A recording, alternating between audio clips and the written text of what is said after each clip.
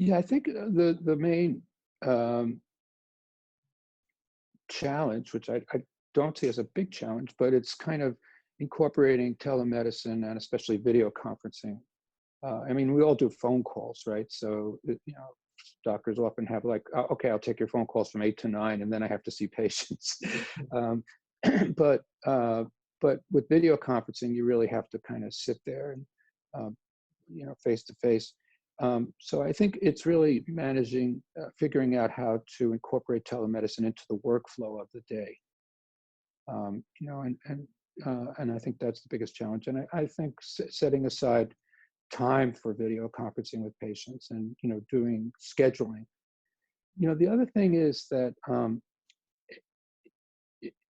Alzheimer patients can often be confused, and I think actually seeing seeing the patient through a video conferencing platform can be really advantageous as opposed to just a plain phone call.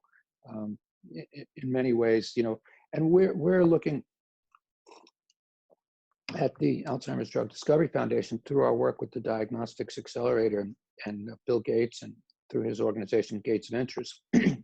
We're looking at incorporating all kinds of other technologies besides video conferencing in order to evaluate patients with Alzheimer's disease. Things like speech, evaluating speech and language, and motion detectors, and looking at how people move around, and all kinds of other symptoms that we can detect with new technology. So the video conferencing and the telemedicine, it's just one aspect of how technology will be used in the future care of patients with Alzheimer's. There'll be many other platforms, including computerized cognitive testing that you can do on your phone to see how a patient's doing, and these other aspects of behavior that will help us for early diagnosis, to ramp up and improve the rigor and efficiency and cost of clinical trials, and bring new drugs to market for Alzheimer's disease.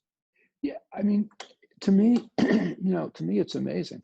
I mean, Matt, it's amazing. I mean, Zoom is amazing. I'm sorry, I don't mean to, qualify any particular product, but just to use an example, it's just amazing.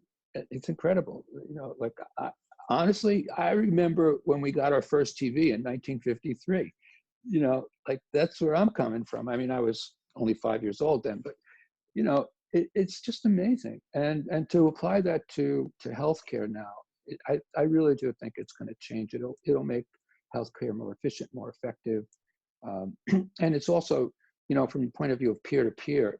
I think and having, like in geriatric medicine, we often have family conferences, and often families, these days are all over the country, all over the world. And I've had family conferences already to discuss a particular issue regarding an Alzheimer patient with, a video conference with someone from California, Florida, New York, Paris, and all in one place. And that wouldn't have happened if we had to do it physically. So, and it could have been done on telephone, but I don't think it has the same impact. So I think that there's no turning back at this point. Telemedicine is going to be a vital part of geriatric care and of healthcare in general.